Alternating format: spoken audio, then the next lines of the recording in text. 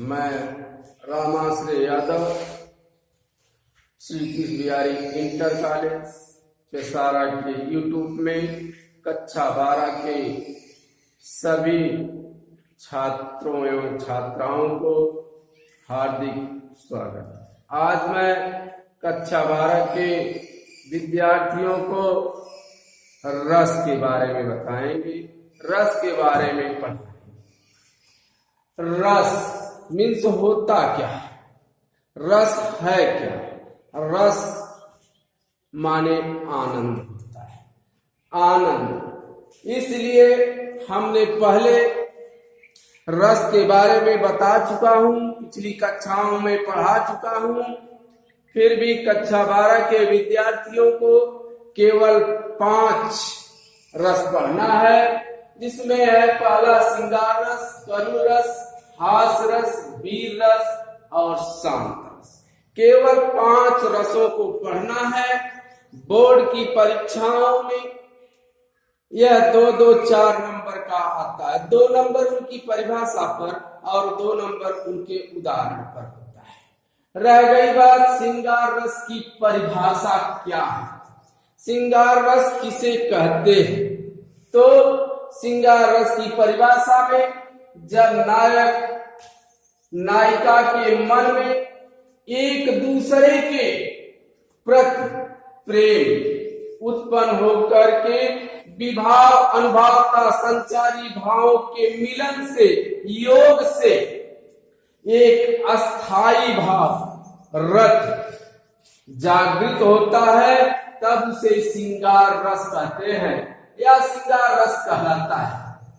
लेकिन सबसे महत्वपूर्ण बात यह है कि श्रृंगार रस का अस्थाई भाव क्या है? श्रृंगार रस का अस्थाई भाव प्रेम है। रत मीन्स होता क्या है? रत माने क्या है? रत माने प्रेम होता है। रह गई बात, अगर सभी लोगों, सभी विद्यार्थियों को महत्वपूर्ण बात यह है कि किसी भी रस की परिभाषा याद करने के लिए सबसे महत्वपूर्ण बात है कि उसमें उसका अस्थाई भाव याद होना चाहिए। अस्थाई भाव अगर याद है तो रस की परिभाषा बनाने में या लिखने में कोई कठिनाई नहीं होगी। इसलिए सबसे महत्वपूर्ण बात यह है कि हमने बता दिया हूं या मैं बताने जा रहा हूं, करुण हास्य, श्रृंगार वीर भयानक शांत बना और शोक हास रति उत्साह से भय भी निर्वेद बना। अर्थात कहने का मतलब इसका स्थायी भाव यह होगा कि करुण का शोक, इसका स्थायी भाव क्या हुआ? शोक हो गया। हास्य का शोक, हास्य का हास्य का, श्रृंगार का रति हो गया, वीर का उत्साह हो गया, भयानक का शांत भय हो गया और शांत का निर्वेद हो गया। अगर यह लाइन दोनों पद की अगर याद कर लिया जाए तो अस्थाई भाव अपने आप याद हो जाएगा।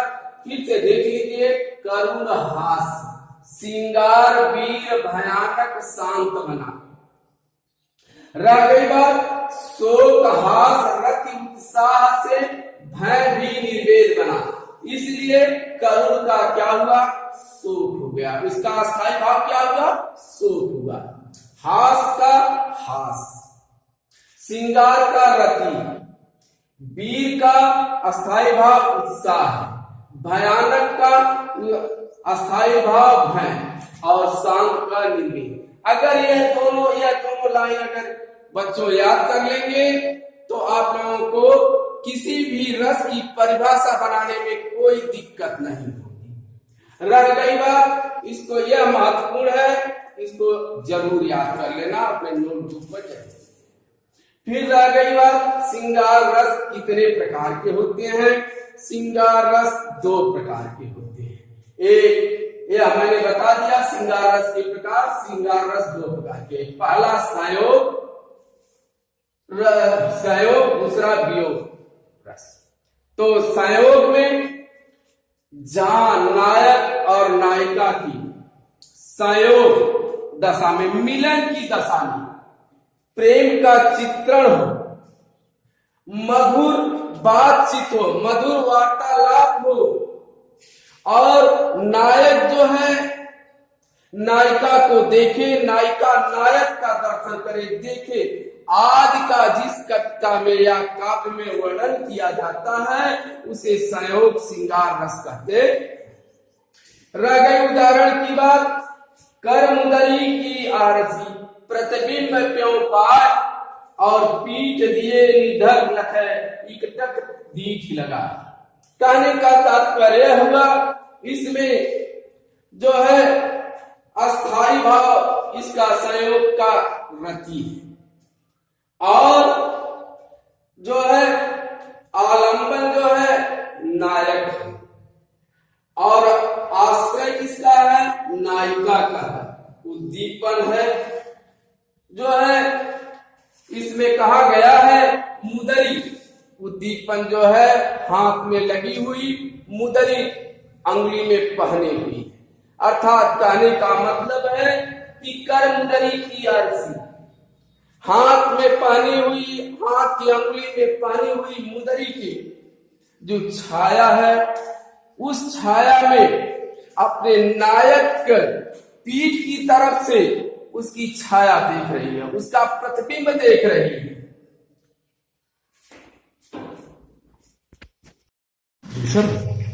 चला चला चला जहाँ वियोग श्रृंगार, जहाँ प्रेमी प्रेमिका की वियोग दशा में प्रेम का चित्रण हो तथा विरह वेदना का रसमय वर्णन हो, वहाँ वियोग श्रृंगार होता है।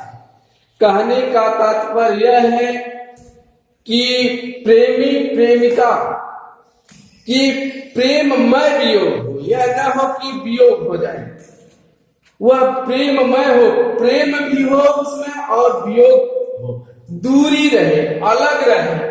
उस रसमय में प्रेम का जब वर्णन होता है तो वहां पर वियोग श्रृंगार होता है। उदाहरण के लिए, पी प्यारे तिहारे निहारे बिना अखियां दुखिया नहीं मानत।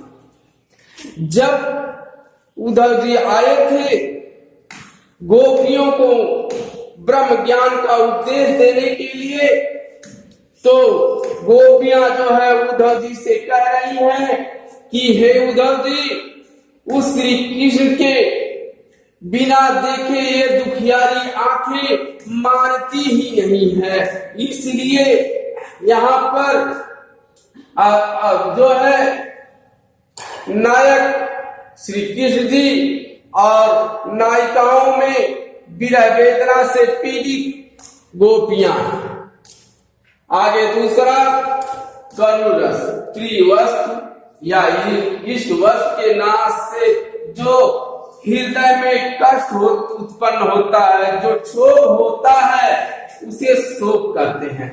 और शोक का अस्थाई भाव, करुण रस का अस्थाई भाव शोक है, इसलिए यही शोक नामक अस्थाई भाव जब अनुभाव संचारी भावों के सहयोग से रस में परिवर्तित हो जाता है, परिणित हो जाता है, बदल जाता है, उसे करुण रस कहते हैं। उदाहरण के, उद्धव मोहि ब्रज बिसरत नाही, अर्थात श्री कृष्ण जी से उद्धव जी जाकर के ब्रज की बातें बता रहे हैं।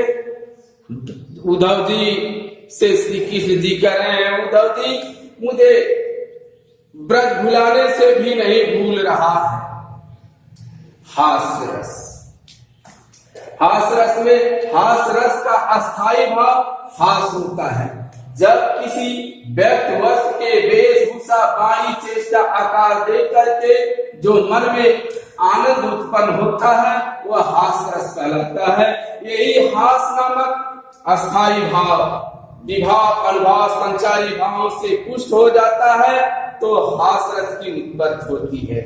उदाहरण के लिए, शीश पर गंगा हंसे, भुजनी भुजंग हंसे, हास ही को दंगा भयो नंगा के विवाह में।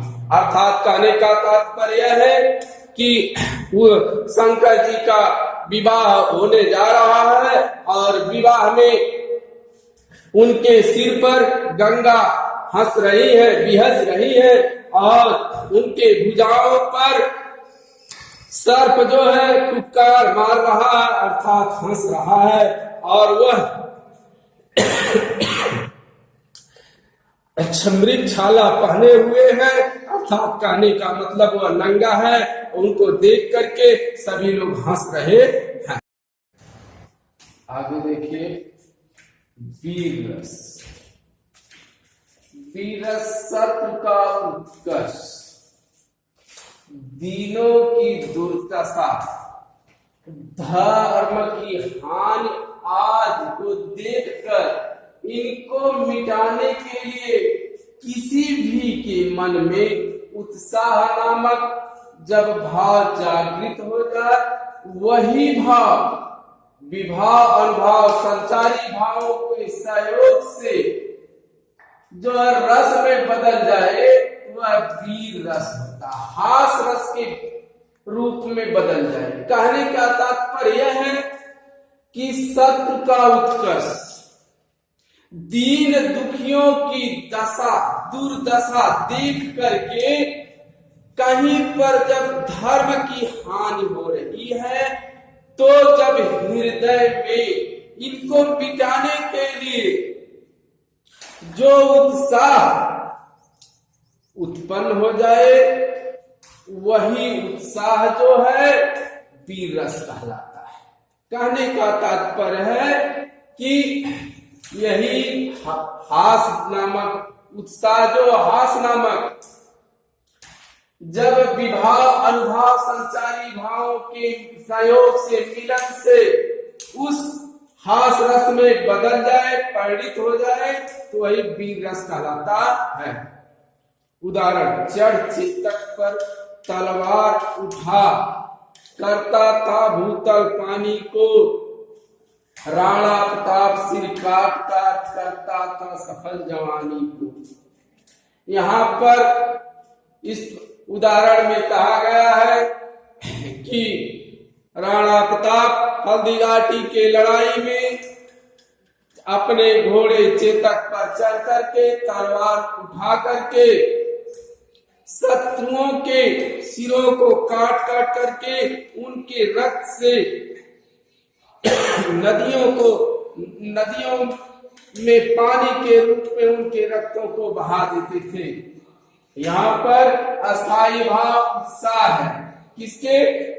राणा प्रताप के मन में उत्साह है। आलंबन है क्या? शत्रुओं की सेना के सिरों को काटना। उद्दीपन में शत्रुओं की चेष्टाएं, अनुभव क्या है उनका? हर एक शत्रु की सेना पर प्रहार करना होता है।